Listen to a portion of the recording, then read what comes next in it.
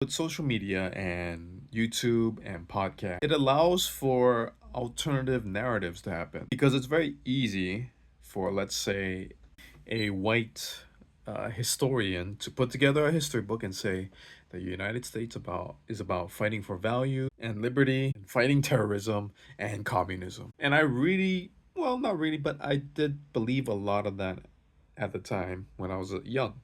But at the same time, as these people start telling the stories about, say, women, Chinese migrant workers, black people, whether it's, well, the whole time black people have been in this country. We have slavery, liberty for man did not include slaves, black slaves. We had the emancipation, which was done largely by Lincoln to cripple the Southern economy during the Civil War. And then we have emancipated black people in the North facing discrimination. We have Jim Crow laws and segregation, and we have the Ku Klux Klan. And then moving on to indigenous folks, we have, I think I've heard this is actually, I'm learning a lot now, something like 500 treaties with the Native American, all of which were broken by the United States government because it seems that military conquest and expansion was much too profitable to ignore. And then you have other things such as exploitation of workers abroad while taking the profits here in America. And then you have the coups over in the Congo,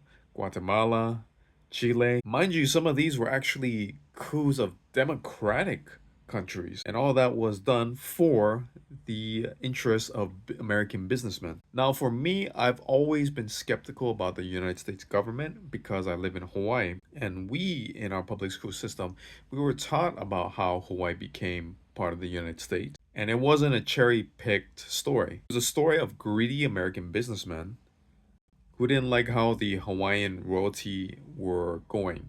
And some rules that were coming up were going to affect their businesses. And so they set up a government where essentially it was white businessmen that could vote and would have political power, stripping it away from everybody else. You see this repeated in other legislation such as anti-miscegenation. People cannot marry white people. Mainly it was you cannot marry white women. Then you have the Japanese internment camp of Japanese Americans. They are American citizens. And even worse, there was a rule that says if it's a Japanese American woman who married a white American man, she didn't have to go into the camps.